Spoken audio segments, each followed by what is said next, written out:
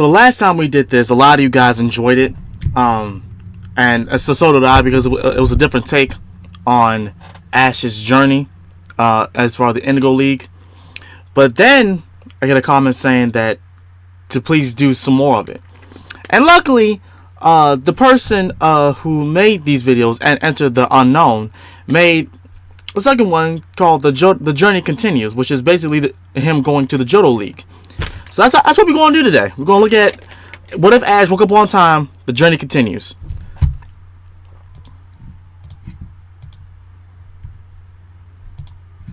Alright, there were a lot of requests for a sequel to What If Ash Woke Up on Time, so let's keep things going. If you haven't seen the original video, then it's linked in the description so you can check it out there. You know what? Hold on. We're going to do this. Because last time we didn't do it like that. This time we're going to do it like this. The first video only covered 80 episodes, but this time we're going through all of the Orange Islands of Johto, so there are almost 200 episodes worth of content in front of us. Just in case you need a refresher, this is an in-depth look at how things may have played out in a world where Ash Ketchum woke up on time on the day he picked his starter. Anyway, there's lots to talk about here, so let's get started. After finishing up at the Indigo Plateau Conference, Ash and Brock returned to Pallet Town for a celebration of Gary's victory.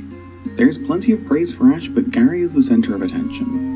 Without the interference of Team Rocket, everything goes off without a hitch. That means no interruption from the Spearow flock, so there is no Pidgeotto evolution or release. While talking to Professor Oak, though, Ash and Brock are informed that he has set Gary a task in the Orange Archipelago. The Archipelago? Oak tells them that he's sending Gary to meet with Professor Ivy on Valencia Island. She has discovered a mysterious Pokeball and it needs to be collected and delivered back to Kanto's Pokemon Professor. Oak says that Ash and Brock should accompany Gary, so despite his protests, the trio head off together. How long is it gonna take us to get to this place? If we have to walk. So instead of Misty going, it would have been Gary, Ash, and Brock. That would have been nice. That actually would have been nice, because that gets rid of the whole annoying concept about Misty and her having a crush on Ash and shit. That would actually be a nice thing. And the whole contrast between Ash and Gary being rivals. That I would actually like that better. I really would. I think about a month or so. Did Ash just suggest that they could walk to Valencia Island? Does he know how islands work? Anyway, our trio get lucky winning a free blimp trip to Valencia, so we won't get to see Ash walking on water, unfortunately. At the same time, completely unrelated to our protagonist's journey, Giovanni puts Jesse, James, and Meowth in charge of flying the blimp. That's got nothing to do with his faith in them, rather the opposite. Giovanni believes that with those three in charge, the blimp is sure to crash and he can cash in on the insurance money. The whole trip is a bit of a disaster, but luckily when the blimp crash lands, it happens to be on Valencia Island. After reaching Professor Ivy's lab, she shows and then hands over the GS ball to Gary. Seeing the mess that Ivy leaves in her wake, Brock decides to stay behind as her assistant/cleaner. That means Ash and Gary are now a duo for the foreseeable future. Right. They're tasked with returning the GS ball to Professor Oak, so return to Pallet Town by blimp. I love how you edited that. It crashes again, but without the interference of Team Rocket and Jigglypuff, it arrives safely this time around. That has a number of consequences. It means that Ash never meets Tracy, he never catches Lapras or Star, and most importantly, he never becomes the Orange League champion. Oh, come on! Got one of those... Come on, what? What you mean he never wins the Orange League, he never catches Lapras, never beats come on, dog! Come on! That was my favorite part about that. I love the Orange League because of that reason right there, because Ash went and got the Orange League badges and then fought the champion. No one ever gives him credit about the Orange League. Nobody ever gives Ash credit over the Orange League. This is sad. See, now this makes me want to play a ROM hack that has me going through the Orange League now. I gotta find an actual legit ROM hack that lets me do that, because this is just, God, man, I'm telling you, no one gives Ash credit about the Orange League. Nobody. And then here, this is saying that it never happened. I'm bummed out. I am. Very rare occasions where someone would have been better off had their aircraft crashed. Anyway, Ash and Gary return to Pallet Town and hand over the GS ball to Professor Oak. Unsure of exactly what to do with it, Oak returns it to them and sends them onwards to Johto. That That's where Kurt lives, and as an ostensible bowl expert, he should be the perfect person to examine it. Nobody knows bowls better than Kurt. Ash and Gary start by heading for New Barktown to meet with Professor Elm and register for the Johto League. Ash only brings along his Blastoise, Bulbasaur, and Charmeleon, choosing to leave the rest of his Kanto Pokemon behind. On their way to Violet City, Ash and Gary both catch new Pokemon to add to their teams. The lack of interference from Jesse and James means there's no conflict, but Ash still catches the Heracross who latches onto Bulbasaur while Gary goes after Pinsir. They both had a bug type, and this actually coincides with the original timeline. Although we never see Gary's Pinsir in use, it is revealed before the Johto Pokemon League that he did in fact catch one. Okay. Gucci guilty. Eau de toilette pour homme. And parfum. Continuing onwards to Johto's first gym, Gary catches a Hoot Hoot to lead the duo through a dark forest. Although Brock isn't there to show Ash how to flirt with a Startler, the young normal type is too injured to escape. Ash catches it so he can get it back to Professor Oak as quickly as possible to recover. So that's a new Pokemon, although it's going back to Pallet Town for now. Then on a mountainous trail outside of Cherry Grove City, Ash battles a wild Chikorita with his Bulbasaur and Charmeleon, eventually leading to a catch. This one sticks around, so we're already up to 5 with Blastoise, Bulbasaur, Charmeleon, Heracross, and Chikorita. After the lengthy journey from New Barktown to Cherry Grove, there's virtually nothing worth saying about the trip from Cherry Grove on to Violet. So with Ash and Gary in Violet City, we're now into the first gym battles of the video. Having seen Gary's Indigo Plateau Conference victory, Falkner is keen to battle him first, much to Ash's chagrin. While Ash flounces towards the stands to watch on, Falkner goes over the rules with Gary. It will be a 3-on-3 face-off, and when the Violet Gym Leader sends out his Hoot Hoot, Gary follows suit. It seems to be a way for Gary to put his newest Pokemon through its paces, but it's just not up to scratch. Falkner's Hoot Hoot is well trained and its speed is too much for its opponent. Peck ends up handing Falkner the first win of the match, so Gary sends out his Arcanine. Not interested in losing his first Johto gym battle, Gary focuses up and bides his time. Waiting for Hoot Hoot to close the distance, when it moves in to use Peck, Gary calls for Fire Blast. The flames flatten Hoot Hoot, tying up the match. Falkner sends in his Dodrio, and as it's up against Arcanine, the two test their speed. Dodrio dodges a Fire Blast by leaping into the air when Falkner calls for Fly, and then Arcanine sidesteps a Drill Peck. When Gary calls for Fire Spin, Falkner instructs Dodrio to fly once more, falling right into Gary's trap. Arcanine aims a Fire Blast right where Dodrio is set to land, and it can't change direction in the air. The three-headed bird is burnt to a crisp upon landing, leaving Falkner with only his Pidgeot.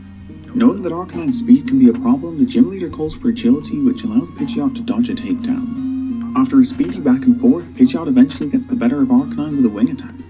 Nidoqueen's up last for Gary, and she's almost immediately struck by a quick attack. Having failed to land a couple of attacks, Gary decides to lie in wait once more. As Pidgeot dive bombs for a wing attack, Nidoqueen aims a Mega Punch in front of her face, and the flying type speed does the rest. Fist crunches against Beak, and the pace of the collision works against Pidgeot. It's a knockout punch that earns Gary the Zephyr Badge with Ash watching on from the stands. Falkner tells Ash that his Pokemon need time to rest, so he'll have to come back tomorrow if he wants to battle. Being forced to watch has given Ash the advantage, though. He's learned. Oh, so he is going back. Okay, I'm about to say. Of his own. As he did in the original timeline, Ash starts things out with Chikorita because really he doesn't have much of a choice. Heracross and Bulbasaur aren't great options either. For his face-off with Ash, Falkner switches things up and begins with Dodrio. Chikorita starts with the Vine Whip, which Dodrio casually dodges by leaping into the air. Taking a page out of Gary's playbook though, Ash tells his newest Pokemon to aim a Razor Leaf where Dodrio is set to land. The leaves take Dodrio off its feet, but it shakes it off, sprinting at Chikorita. When it reaches the grass starter, it strikes with Drill Peck that scores an easy knockout. Ash calls on his trusted Blastoise next, who's no match for Dodrio speed-wise, but that's not all that matters. After connecting with a vicious Fury attack, Dodrio retreats and Blastoise takes that opportunity to send a Hydro Pump blasting into its two side heads. It washes away Dodrio, taking the battle into a 2-on-2. Hoot Hoot's in second for Falkner, but it's just not on Blastoise's level. Without even managing to land an attack, Blastoise takes down the Owl, giving Ash the advantage in his first Johto gym battle. When Pidgeot comes in, Falkner once again relies on Agility. With the speed boost in play, Blastoise really struggles to hit the bird. Pidgeot's able to strike repeatedly with Wing Attack and Quick Attack, and Ash has no idea how to deal with it. Eventually, Falkner's persistence pays off and Wing Attack takes the battle into a 1-on-1. Charmeleon's up last for Ash, and although Flamethrower clips Pidgeot, it has similar problems with landing a direct hit. After another Agility, Falkner continues calling for Quick Attack, frustrating Charmeleon more and more with every strike. Angered by its inability to counter, Charmeleon evolves? Charizard takes Okay. it into the sky. Okay. Speed is no longer an issue for Ash as Charizard is able to make its way behind Pidgeot, connecting with a Flamethrower to earn Ash the win. Let's go. Alright, that's a strong start. Ash and Gary have both earned the Zephyr badge, so it's time to Hold on real quick. Let me just continue. leave Violet City behind and head for Azalea Town. Even though Charizard is much more obedient in this timeline, it still wants to stay behind to get stronger in the Charcific Valley, so sticks with Liza to train. After moving on from there, Ash and Gary find themselves lost in a forest between Violet and Azalea. Learning that there are potentially Cyndaquil nearby, Ash is keen to replace his recently lost fire type. Once again, we don't have to deal with Team Rocket's intervention, but the result is no different. Ash catches Cyndaquil to take his team back to 5. When Ash and Gary finally make it out and reach Azalea Town, it's in the middle of a blazing hot drought and they come across 2 men dressed in Slowpoke suits. They are attempting to draw the real Slowpoke out into the open, believing they'll be able to bring the rain back to Azalea. As it turns out, the 2 men are Kurt and Brock. Having finished up with Ivy, Brock went back to Pallet Town and heard from Professor Oak where Ash was headed. The former Pewter Gym Leader traveled straight for Azalea Town, where he's been helping out Kurt while waiting for Ash to show up. Eventually, the group succeed in drawing out the Slowpoke and their yawns begin the rain. Whether or not it's a massive coincidence, we'll never know, but it really doesn't matter, so let's move on. Once Gary's handed the GS ball off to Kurt, he heads away, leaving Ash and Brock behind, claiming that they'll only slow him down. After sticking around with Kurt for a bit longer, Ash and Brock visit the Azalea Gym, where Bugsy lets them know that Gary has already come and gone, earning the Hive badge. Anyway, it's going to be another 3-on-3 battle, and Ash decides to get things going with his Cyndaquil. Bugsy starts with Spinarak, and when the fire starter can't get its flame going, Ash recalls it and sends in Blastoise. The powerful water type digs down on entry, upending Spinarak upon emerging from below the battlefield to score the knockout. Bugsy sends in his Metapod next, and after using Harden, it's washed away by a Hydro Pump from Blastoise, quickly leaving Bugsy in a 1-on-3. Scyther comes in last for the Azalea Gym Leader and starts things off with a Sword Stance. Blastoise really struggles to do much against the speedy bug, only landing a single hit. Before too long, Fury Cutter takes down Blastoise, bringing Bugsy back into the match. Ash sends Cyndaquil back in next, and this time it's fired up enough to get its flame going. Just like in the original timeline, Cyndaquil is able to strike from above with Flamethrower to score Ash the win. Bugsy hands over the Hive badge, taking Ash's total to 2 and leaving his badge case a quarter full. Okay. Having moved on from Azalea Town, Ash comes across a Totodile who he's desperate to catch. Using a lure ball that he received from Kurt and without the competition from Misty, Ash manages to catch it easily to make it 3 from 3 on the Johto starters. Then, in Ilex Forest, Ash encounters a shiny Noctowl who he attempts to catch. It's a tough battle with Noctowl getting the better of a couple of Ash's Pokemon, but Blastoise manages to knock it out of the air with Hydro Pump. Ash catches the shiny Pokemon and then, to ensure he can keep it on hand, sends Bulbasaur back to Professor Oak. That's everything that needs covering between Azalea and Goldenrod, so Ash vs. Whitney's up next. The Goldenrod Gym Leader leads off with her Clefairy, and for the first time, Ash sends out his Heracross. The bug fighting type charges down Clefairy for a takedown as Whitney calls for Metronome. That turns into a Leech Seed which hits Heracross square, tying it up and stopping its takedown. The move gradually saps Heracross's health as Whitney calls for Metronome again. This time it turns into a Fire Punch which badly injures Heracross but also frees it from Leech Seed. Ash calls for a takedown once again, and as the third time's the charm, Clefairy's Metronome is a splash. Heracross clatters into the flopping fairy, which thanks to recoil results in a double KO. Ash and Whitney throw out their second Pokeballs, releasing Blastoise and Nidorina. That's a lucky break for Ash, who calls for Dig, sending his first ever Pokemon straight underground. Poison Sting arrives too late to connect with Blastoise beneath the battlefield. Okay. Surfacing to strike, Blastoise sends Nidorina flying into the air with Dig, and by the time she lands, Whitney's down to 1. Miltank comes in and Whitney immediately calls for Rollout. It's too fast for Blastoise to use Dig to avoid, so the fully evolved water starter is knocked off its feet. Ash recalls Blastoise and sends in Noctowl, who can avoid Rollout by sticking to the skies. Miltank's second run of Rollout can't reach the shiny flyer above the battlefield, so Hypnosis connects to put her to sleep. With the cow snoozing, Noctowl has no problem finishing the battle with repeated pecks. That earns Ash the Plain Badge in some style, with back-to-back gym successes coming without losing a second team member. Cool. In the national park just outside of Goldenrod, Ash decides to enter a bug catching contest in an attempt to find a new bug-type Pokemon. Just like in the alternate timeline, Ash catches a Beedrill that's good enough to earn him the win. That gets him a brand new Pokemon and a Sunstone. In the original timeline, Ash gives the Beedrill to Casey, but he doesn't know her in this version, so for now, the bee is headed back to Oak and Pallet Town. Good! Alright, next up on Good! the Equity City. Good. That was the one thing that I just didn't understand. Because, yeah, of course. Yeah, okay. Her thing was she wanted to catch Pokemon that were yellow, like. But it's your Pokemon. Who cares? Who gives a fuck? Like, Don't give it to her. He barely even knew her to begin with. So it's like, no, no. Like as much as I don't like, well, not I can't say don't like Beedrill. It's a gimmick that I have with not liking Weedle, Kakuna, and Beedrill. But I don't have a problem with Beedrill, especially the fact that it's got a Mega now. But yeah, he should have just kept the Beedrill, straight up. Brock runs into Susie again and returns her Vulpix to her. That's not terribly important to the video, but it happens, so yeah. Just before making it into Equitique, Ash enters another competition, this time a Grass-type battle tournament. With Bulbasaur back at Oaks, Ash uses Chikorita, falling in the final to a Skiploom. That's all of the important bits between Goldenrod and Equitique, so let's check out Ash vs Morty. This one actually plays out very similarly to the original timeline. The only major change is the swap of Ash replacing Pikachu with Blastoise. As his original starter contributed precisely nothing in this battle, Blastoise just makes things a little bit easier. Yeah, in this time, it's a Blastoise! Starter gets the better of Ghastly before falling to Haunter. Cyndaquil then makes its biggest contribution thus far by knocking out Haunter, but Gengar is a bridge too far.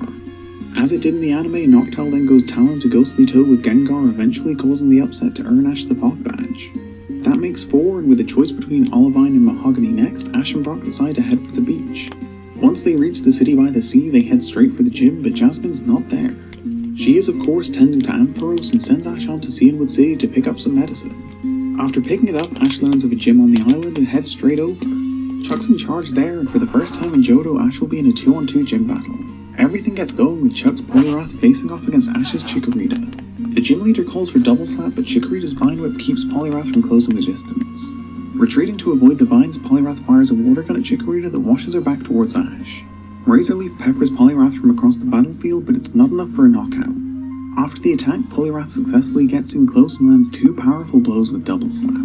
Badly injured but desperate to impress Ash, Chikorita evolves into Bayleaf, attacking again with Razorleaf. Good! The newly evolved Grass-type now has enough power to get the knockout, so Ash has the lead in yet another gym battle. Chuck sends out his Machoke, and with the adrenaline wearing off, Bayleaf can't stay in the battle for long. Ash is forced to recall her and send in Noctowl before she's taken down. The flying type speeds towards Machoke for a pet, but Chuck's Pokemon are trained well. It sidesteps the bird and lands a Karate Chop as it flies by. After a few more attempts to attack up close, Ash realizes that it's no use. Instead, he calls for confusion, which Noctowl lands, throwing Machoke backwards. Ash instructs Noctowl to use Hypnosis next, which succeeds, putting Machoke to sleep. Sensing the end, Ash calls for Peck, but as soon as Noctowl's in close enough, Machoke awakens, striking with Cross Chop for the win. Bayleaf returns to battle, having only recovered slightly from earlier. Machoke runs towards Bayleaf, going for submission, but she escapes the hole by using her vines to fly into the air. Ash calls for Body Slam, and for the first time, Bayleaf uses her new move. She lands squarely on top of Machoke, crushing the fighting type to earn Ash the Storm Badge. That's number 5, and having collected the medicine in Cianwood, Ash and Brock begin their trip back to Olivine City. Before returning to face Jasmine, Ash finds himself in the Whirl Islands just in time for the World Cup. It's a battle tournament for Water-type Pokemon only, and with Brock keen to get some battle practice, he decides to enter too. Psyduck is already in his party, and as they're on an island, he certainly can catch a second Water-type before the tournament begins. Knowing that there's a partial Rock-type commonly found in the area, Brock searches out and succeeds in catching a Corsola. With that, the tournament begins. Oh, that's Ash and interesting. Brock through the preliminary rounds with Totodile taking down a Seal and Corsola easily besting a Magikarp in the first round. Then, in the second preliminary round, Totodile and Corsola go again, beating a Shelder and a Seaking respectively. That advances Ash and Brock to the tournament proper. For Ash, the round of 64 plays out identically to the original timeline, with Totodile picking up an unlikely win against Christopher's Kingdra. Brock sticks with Corsola for the round of 64 as he comes up against a Quillfish owned by Harrison, who I'm pretty sure is Professor Oak in disguise. It's a close match, but Brock's newly caught Corsola is no pushover. With Mirror Coat and Recover, it's incredibly tough to beat and ends up getting Brock over the line. In the next round, Ash and Brock are drawn against one another for the 2-on-2 matchup. The battle begins with Totodile facing off against Corsola, and although it's close, Brock picks up the first win of the match with a Mirror Coat. Ash has saved Blastoise until now, though. While Corsola is recovering from the face-off with Totodile, Blastoise lands a Hydro Pump that takes the battle into a 1-on-1. Psyduck comes out for the final face-off, but without Blastoise ever getting close to triggering confusion, it's an easy win for the fully evolved Kanto starter. Good! Next up, in the round of 16, Ash faces off against Trinity, and after Totodile falls to Gyarados, Blastoise avenges the toothy reptile. Trinity calls on her Chinchou second, and unfortunately for Ash, the small platforms don't really leave any space for Blastoise to use Dig. After a close-fought battle, Chinchou's Spark gets Trinity the win, so Ash falls just before the quarterfinals. Having got to know Trinity a bit, Ash and Brock stick around until the final day to see how she does. Trinity does indeed reach the final, where she faces off against a red-headed trainer from Cerulean City named Misty. The battle reaches its conclusion with a Gyarados matchup with a couple of Hyper Beams colliding. Misty's Gyarados wins out, so she's awarded the Mystic Water Pendant, and with that, Ash and Brock can move on. After returning to Olivine City with the medicine, it's time for Ash's gym battle against Jasmine. Calling on Magnemite first, Jasmine's surprised to see Ash lead off with a Water-type Blastoise.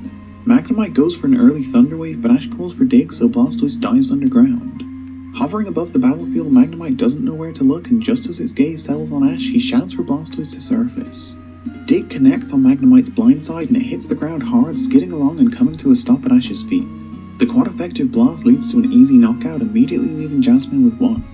When Steelix comes in, Jasmine tries to get ahead of the game by calling for Dig before Ash can. With no intention of waiting for the battle to be taken to him, he also calls for Dig, so both Pokemon are under the battlefield now. After a while, with the ground beneath the battlefield almost destroyed, Steelix and Blastoise both attack, coming together in a crunching impact. Jasmine's ace doesn't come out of it too well, but its steely frame destroys Blastoise. Ash calls on his Cyndaquil next, and as Steelix begins slithering towards the tiny fire starter, the ground beneath it gives way. Jasmine pleads for an Iron Tail, but Steelix is pinned down and surrounded by the debris from the destroyed battlefield. Cyndaquil has the simple job of firing a flamethrower at the stationary target, knocking out Steelix for the win. Now that the Mineral Badge is filling the 6th slot in his badge case, Ash can continue onwards to Mahogany Town. On the way there, Ash enters the Extreme Pokemon race with Bayleaf, but without Team Rocket present, Gary wins with his Arcanine. As a reward, he receives a Pokemon Egg that went to Ash in the alternate timeline. That's the last important event worth covering before Ash and Brock reach Mahogany Town, so let's move on to that. There's quite a serious change up here. As Jessie and James aren't following Ash and Pikachu, Pryce doesn't coincidentally find his Piloswine. Instead, Ash has to beat him in a one-on-one face-off to earn the chance to take him on at the gym. With the help of Heracross, he does just that, defeating Dewgong for the win. That means that Pryce doesn't have his ace on hand for the gym battle, and also, he's still pretty damn miserable. Instead, he selects Dewgong once more and uses a Shelder as his second team member. After losing by the waterfall, Pryce is demoralized, so Heracross and Bayleaf can quite easily defeat his chosen duo. So, as it turns out, if Ash woke up on time, things would be pretty terrible for Pryce. Damn! Anyway, that makes 7, so let's jump forward to Blackthorn City. There's nothing of much interest to us prior to Ash's battle with Claire, so that's our next stop. It's the final Johto gym battle, and it'll be back to basics with another 3-on-3 face-off. The battle begins with Claire's Kingdra taking on Ash's Noctowl. A Hydro Pump clips the bird as it fails with Hypnosis, but after dodging an attack, Noctowl hits with Confusion. Eventually, after Swift connects for Kingdra and Peck lands for Noctowl, a Hyper Beam finishes things to give Claire the lead. Ash quickly sends Blastoise into battle while Kingdra's recharging so his starter can debut its new move. Blastoise strikes Kingdra with Ice Punch, scoring the knockout to level up the match. Claire sends out her Gyarados next, and after a back and forth battle, Ice Punch and Bite connect simultaneously, leading to a double KO. That takes Ash and Claire into a one-on-one, which sees Dratini taking on Bayleaf. The face-off is tense, with the grass type getting the better hits, but before Dratini faints, she evolves into Dragonair to up her chances in battle. Before Bayleaf can get off a Razor Leaf, Dragonair's Thunder Wave leaves her paralyzed. Unable to get out of the way, Bayleaf can only watch on as a Hyper Beam crashes into her. That's the final action of the match, as it knocks out Bayleaf to hand Claire the win. So, for the first time, Ash has been unsuccessful in a Johto Gym challenge. After a few days off, Ash returns to the Blackthorn Gym for a rematch. As her strategy was a winning one, Claire keeps things simple and starts with Kingdra once again. This time around, Ash leads off with his Blastoise, who was able to get the better of the Water Dragon last time out. Claire calls for a Hyper Beam right away, but it fails to connect thanks to Dig. Blastoise strikes while Kingdra's recharging, but the close proximity means Swift can hit the Water Starter hard. Both Pokemon then go for Hydro Pumps, and although Blastoise's wins out, it barely phases Kingdra. As it needs no time to recover, Kingdra's able to attack with a Hyper Beam that badly injures Blastoise, leaving it on the cusp of fainting. Kingdra needs to recharge though, so while it's locked in position, Blastoise summons one last ounce of energy, lumbering towards it to strike with an Ice Punch that gives Ash the lead. When Claire sends in her Gyarados, Ash recalls Blastoise so it can have some time to rest. In a surprise to Claire, Ash calls on Charizard next, who has returned from the Charcific Valley to help out in the battle. Gyarados starts things by going for Hydro Pump, which Charizard rolls past in the air, getting in close to land a wing attack. Before recovering from the hit, Gyarados is burnt up by a flamethrower but turns just in time to deal some damage with a Hydro Pump. It's not a clean hit, but it's super effective, so it works all the same. Charizard uses its speed to land another wing attack before another Hydro Pump clips the Fire Starter. Instead of calling for another Water type attack, when Charizard goes for a third wing attack, Claire calls for Bite and it works perfectly. Gyarados is weakened by another attack, but a powerful Bite critically injures Charizard. As a last-ditch effort, Ash calls for Flamethrower and Gyarados relinquishes its grip, firing off a Hyper Beam. The devastating blasts both connect, scoring knockouts for both sides. Claire sends in her final Pokemon Dragonair and Ash sends Blastoise back into battle. Having only recovered a small amount, the Ice Punch that Blastoise starts with is slow and much weaker than normal. It knocks Dragonair backwards, but she quickly recovers and summons Thunder from above. It scores a direct hit, and the Thunder Crack is more than enough to take the Pallet Town native down to his final Pokemon. Ash throws out the third Pokeball he selected, and in another surprise to Claire, it's the Normal-type Stompler. Having fully recovered and grown a lot, Stompler is now more than ready for battle. Ash starts by calling for Takedown as Claire instructs Dragonair to use Iron Tail. Before fully readying for her attack though, Stompler collides with Dragonair, throwing her backwards. She slithers around and fires off a Dragon Rage as Stompler goes for Confuse Ray. Dragonair's attack lands, but she's confused by Confuse Ray all the same. Claire calls for Thunder, but Dragonair almost electrocutes herself thanks to Confusion. With Claire's ace off her game, Stompler goes for Hypnosis, which puts her right to sleep. Claire's expecting a takedown, but Ash's Stompler has another surprise in store. Dream Eater begins draining Dragonair's HP and returning Stompler to full health. Before Dream Eater completely wipes her out, Dragonair awakens, snapping out of confusion and using Thunder once more. It connects with Stompler, who does its best to shake it off and charges at Dragonair with Takedown. This time around, Iron Tail is ready when Stompler reaches Dragonair, so the attacks land simultaneously.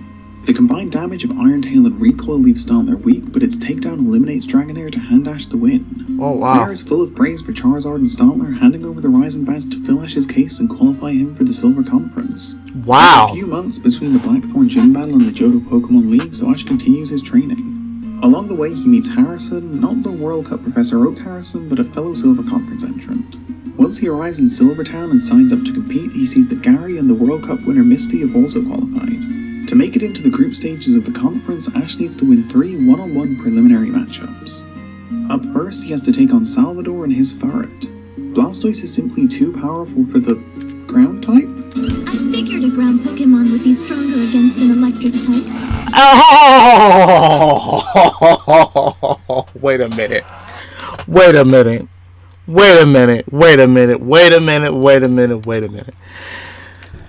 Okay, so this reminds me of the time when Pokemon was on Kids WB and they constantly made mistakes about not only the typings but the evolutions about these Pokemon. For instance, Ferret is not a ground type, although that would be nice if he was. It's a normal type Pokemon. For Johto, it's one of the main normal types. Like Raticate, like Lanoon, Ferret is a normal type.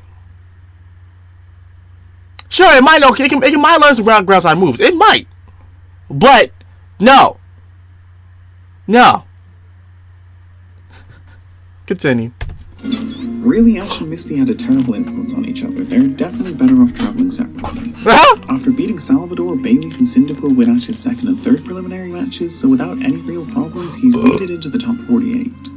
From here, there will be 16 groups of 3, and only the top qualifier from each will make it into the victory tournament. Well, I would like to see Cyndaquil and Totodile evolve. Ash and Gary have a conversation where they basically discuss the exact things that I'm going over in this video.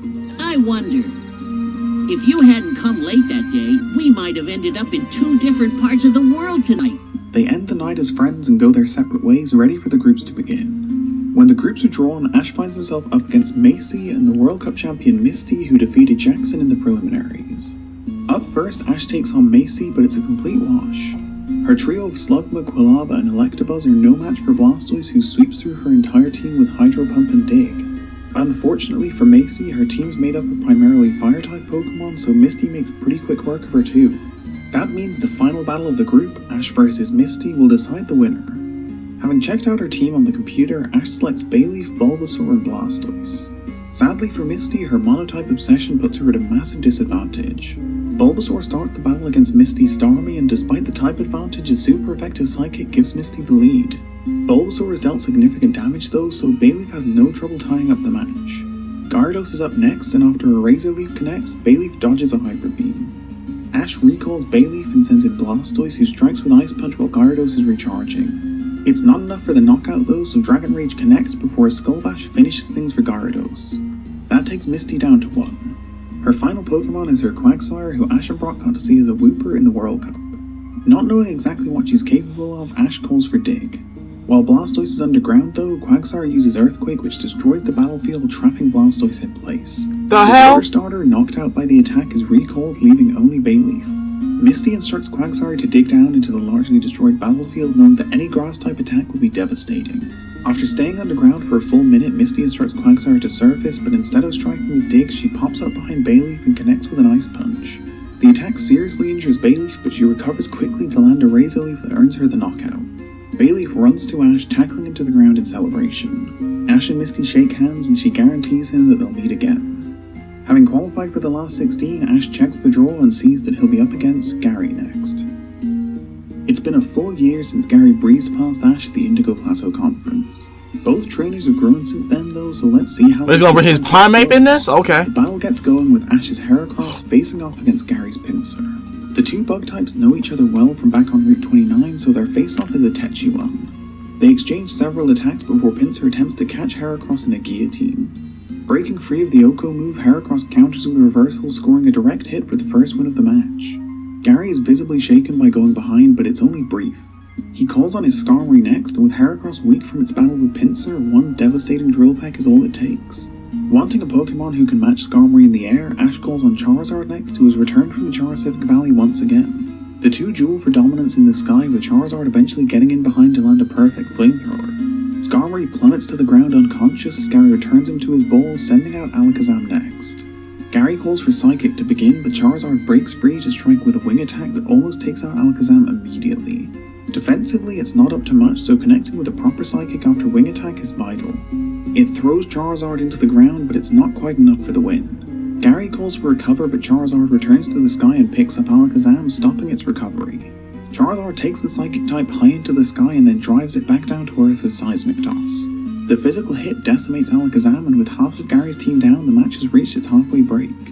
Ash speaks with Brock, who compliments his performance so far, while Gary mulls over where things have gone wrong. When the battle gets back underway, Ash sends out his Noctowl and Gary chooses Donphan. Gary has been training hard with the ground type since it hatched as a Phanpy from the egg that he won at the Extreme Pokemon race. Ash and Gary's selections go back and forth with powerful attacks, with Donphan setting up a ramp in the rocky terrain with Fury attack. The ground type speeds off it into the air, slamming into Noctowl with Rollout for a KO. Ash is taken aback by the clever strategy and after some thinking calls on Primeape next. The fighting type is struck by the second hit of Rollout right away, but recovers quickly to land a Mega Kick.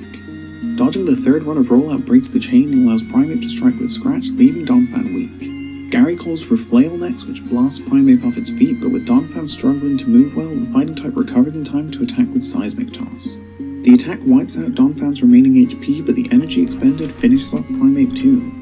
That takes Gary down to 2, but Ash still has 3 Pokemon standing, so the advantage lies with him. The next face-off sees Venusaur taking on Charizard, so it's not a great matchup for Gary. Luckily for him, Charizard is quite weak from earlier, but it's still going to be tough. A Flamethrower connects with Venusaur early on, but Leech Seed wraps up the Firestarter, who never manages to escape.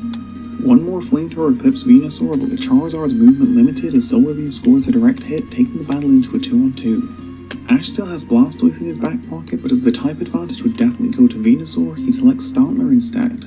Charizard's Flamethrowers... This Stantler thing is different. Leech Seed did at least this Stantler is... Gary calls for Sunny Day as Ash tells Stantler to go for a takedown. The collision sends Venusaur skidding backwards as the sun starts blazing above. Gary calls for a Solar Beam, but Stantler just manages to avoid the powerful blast of solar energy. Ash calls for Hypnosis, knowing that's his best chance, but it fails. Venusaur's second Solar Beam connects though, blasting Stantler across the battlefield. The normal type gets back up and uses Hypnosis, which succeeds on the second attempt. With Venusaur asleep, Stantler goes for a Dream Eater that drains the remainder of Venusaur's HP to take Gary down to 1. Oh wow. Unfazed, Gary sends in Arcanine, who's delighted to see the sun blazing above when it enters the battle. Ash calls for Hypnosis, but before the suggestion can take effect, Arcanine's powered up Fire Blast blows away Stantler. When Blastoise enters the battle, it's on a largely even playing field. The sunny day powers up Arcanine and weakens Blastoise, so it really could go either way. They start things off with a Hydro Pump and a Fire Blast meeting in the middle of the battlefield. They cancel each other out with a big cloud of steam forming in midfield. Arcanine uses the lack of visibility to swiftly close the distance and strike with an extreme speed that takes Blastoise off its feet. Now that they're up close and personal, they repeat the first moves of the battle, but this time they both connect. Arcanine's washed back onto Gary's side of the field, while Blastoise is badly burnt by Fire Blast. As Arcanine's takedown is met by Blastoise's Skull Bash, the sun fades behind the clouds, and although they're both weak, Blastoise is spurred on by the changing weather. Hydro Pump meets Fire Blast once more, but this time around, the Water-type attack wins out, crashing into Arcanine at full force, knocking it out to give Ash his first ever win over Gary. The two old rivals walk to the center of the battlefield and shake hands. Gary tells Ash to win the whole tournament so he doesn't look bad, and with that, they part ways. As it happened in the alternate timeline, Now I swear to God, he better win this match. Because in the original match of this was bullshit. Charizard versus Blaziken. Charizard is flying. Blaziken is fighting. They're both fire, but both opposite secondary types. He better win this. I don't want to hear nothing else. Makes it through to the final 8 too, and he'll meet Ash in the quarterfinals. Unfortunately for the Pokemon protagonist, Blastoise, Charizard, and Stantler are all too fatigued to battle so soon after taking on Gary. Oh, come on, you can heal him! Powerful Pokemon on hand, it's No!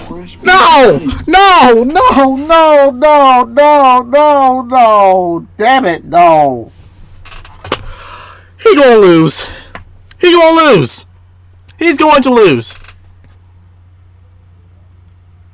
God damn! Yeah. The battle begins with Bayleaf against Kecleon, and although Ash is unfamiliar with the Hoenn Pokemon, the Grass-type's Body Slam gives Ash a win to start the battle. Harrison's Houndoom replaces Kecleon though, and a Flamethrower quickly ties things up. Totodile comes in for Ash, and after being pushed to their limits, Houndoom and Totodile knock one another out with Bite. After Harrison sends out his Hypno, Ash calls on Heracross next. Again, it's a close-fought battle, but a super effective Mega Horn eliminates Hypno, so Ash goes in ahead of the break once again. When they return for the second half, Ash sends out his shiny Noctowl, and Harrison calls on his newly caught Sneasel. No! Don't put him against Sneasel! That isn't important as it turns out. Sneasel cuts down Noctowl to level up the match again, so Ash calls on his Cyndaquil. Sneasel stays on the offensive, and although Cyndaquil gets off a couple of attacks, Faint Attack almost does exactly what it says on the tin, leaving the fire type on the brink of fainting. Needing to find another gear, Cyndaquil evolves into Quilava and then finishes off Sneasel with a Flame Wheel. Unfortunately, without any energy remaining, Harrison Steelix takes mere seconds to eliminate Quilava with Crunch. At least he evolved! It also takes very little time to knock out Heracross, who's still weak from its earlier face-off with Hypno. Damn it! The final member of Ash's team is his Muck, and unfortunately, it's a terrible matchup for Steelix. Dig ends up knocking out Muck, so without even using his Blaziken, Harrison has defeated Ash to advance to the semi-finals.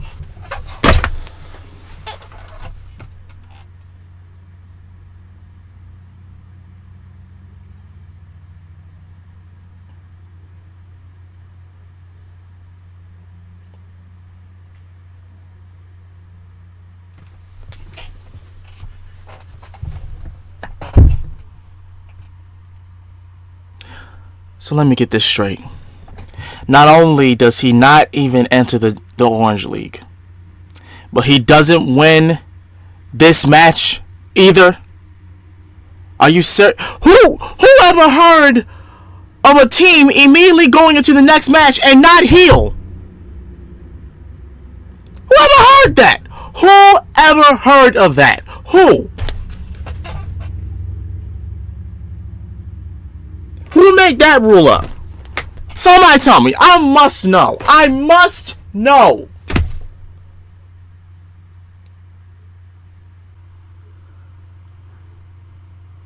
Oh my god, I'm so done.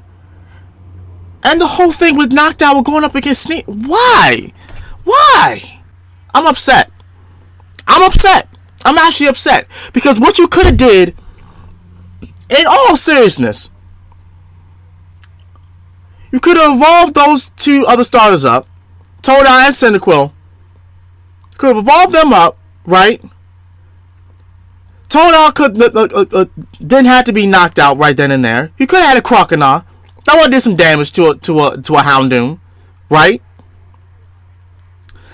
Instead of putting Noctowl up against Sneasel, why not just immediately have Cyndaquil go up against Sneasel, then have it evolve, then in some way, shape, or form, do this whole thing over again.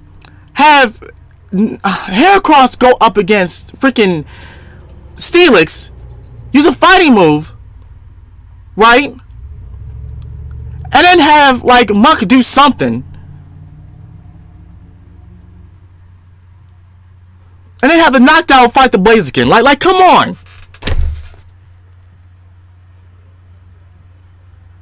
Hold on. We gotta go through this all again. We have to go through this all over again because this is just this is a bunch of bull. This is a bunch of bull. That they part ways. As it happened in the alternate timeline, Harrison makes it through to the final 8 too, and he'll meet Ash in the quarterfinals. Unfortunately for the Pokemon protagonist, Blastoise, Charizard, and Stantler are all too fatigued to battle so soon after taking on Gary. Without some of his most powerful Pokemon on hand, it's going to be a struggle for Ash. Could've just healed! Yeah. The battle begins with Bayleaf against Kecleon and all that. Okay, right then and there. Muck, go up against Kecleon. Done deal, right? Done deal. With the Hoenn Pokemon. Could've just did that, right? Totodile with the Hoenn Pokemon. Start the battle. Harrison's Houndoom replaces Kecleon.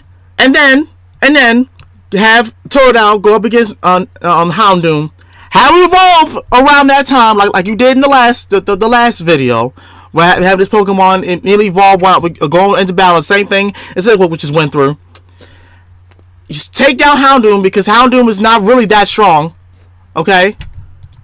Though, when a flamethrower quickly ties a Crocodile can easily take down a Houndoom. Comes in for Ash, and after being pushed to their limit. Instead of keeping the Bayleaf, in, just switch it out.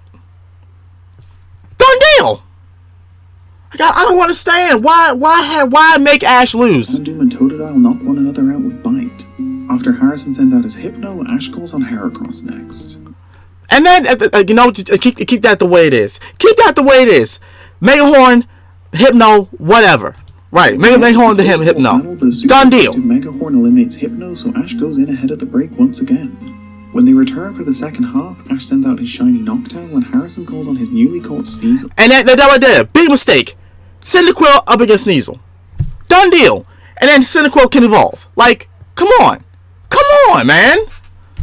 Come on. This was an unnecessary lose. Sneasel Slash cuts down Noctowl to level up the match again, so Ash calls on his Cyndaquil. Sneasel stays on the offensive, and although Cyndaquil gets off a couple of attacks, Faint Attack almost does exactly what it says on the tin, leaving the fire type on the brink of fainting. Needing to find another gear, Cyndaquil evolves into Quilava and then finishes off Sneasel with a Flame Wheel. Unfortunately, without any energy remaining, Harrison's Steelix takes mere seconds to eliminate Quilava with... And then... Okay. Sure. Leaves Quilava in there, right? Bring out Bayleaf. Or Crocodile. Bring them out next. And then have them take on Steelix. And then after that, go up against the Blaziken. Blaziken fighting Noctowl. Boom. There's no way you can lose. Still no way. Crunch. It also takes very little time to knock out Heracross, who's still weak from its earlier face-off with Hypno. The final member of Ash's team is his Muck, and unfortunately, it's a terrible matchup for Steelix. Dig ends up knocking out Muck, so without even using his... I don't even understand why I have Muck in here. Why have Muck in here in the first place? Harrison has defeated Ash to advance to the semi-finals. As he now has Blaziken available to him, Harrison advances past John Dixon in the semi-finals and goes on to win the tournament. Ash speaks with him after his win, and Harrison tells him he should go on to Hoenn to meet Professor Birch and discover some new Pokemon. Anything that allows Ash to see new Pokemon sounds good to him, so that's his next plan. At the same time, Gary informs Ash and Brock that he's no longer going to compete in tournaments, planning to become a Pokemon researcher. After heading back towards Pallet Town together, Ash and Brock part ways, with the former Pewter gym leader needing to take care of some things at home. When Ash makes it back to Pallet Town, he learns that Gary has already left on a brand new journey. Inspired by his friends, Ash decides to venture out alone, leaving all of his Pokemon except for Blastoise behind with Professor Oak. As far as waking up early goes, it's barely affected Ash's journey through Johto because he's still lost in the Silver Conference quarterfinals. No. So see, that's bullcrap. That's bullcrap. That's bullcrap. That's bullcrap. That's bullcrap. That's bullcrap. That's bullcrap. There's another way in order to do this. There was a completely another way. I refuse to believe that. No. That was kind of anticlimactic, huh? I mean, I don't make the rules. Actually, I do. I could have just said that Bayleaf swept everything at the Silver Conference, and believe me, I was tempted. But the whole idea is for me to plot the series out in the way that I think it would play out, and this made sense to me. That made sense? Lord. That made sense. I can't. The lesson that becoming too reliant I cannot. on Pokemon isn't always the way to go. It cost him against Harrison, so maybe we'll see that play into his thought process going forward. No, it's not even about that. It's not even about that, man. It's not even about that. It really isn't. This is about what you thought could have been done. Why in the world would Ash not want to compete in the Orange League? That's number one. He likes competing in battle. He loves to battle. So he's going to compete in the Orange League. That's one thing. Number two, what makes you think that after anyone wins a battle, they immediately go right back into it and not heal? What even is that? How? How in the world does that make any sense? There is no way, shape, and form that even is possible. There's no way. There is no way. And you know what? The more I think about it, he did that in the last video too, where they don't have time to heal and all that. No, if you're battling like constantly, your Pokemon have to heal. Like, come on.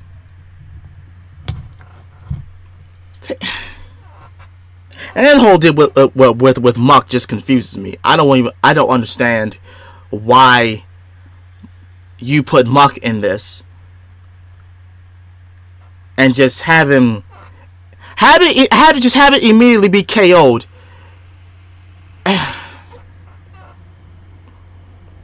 You could have easily said Muck was brought out first against the Kecleon and then took care of that, and then the rest of the way, just like I was saying, ultimately having Noctowl go up against Blaziken and Noctowl taking out Blaziken because it's flying type.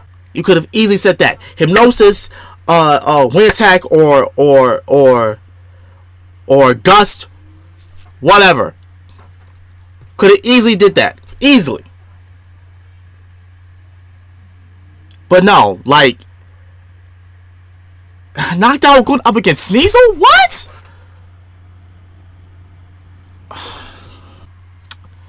I have nothing to say. I have nothing else to say. I believe I've said my piece against this. I am utterly disappointed. Look, all I know is Ash would have wanted to compete in the Orange League. He would have wanted to compete in the Orange League. There's no reason, because I don't understand how not meeting Tracy does that not want for Ash to compete in another league and then catch other Pokemon. Like, I don't understand that. But this is his video. That's how he played it out. And yeah, if you guys enjoyed this, like, comment, subscribe, join Sakurai Clan today. Check out Enter the Unown. Despite this, he makes good content. He does. But yeah, I will see y'all next time. This has been Master Sakurai. I love y'all. I'm out. Peace. Jesus. Ah!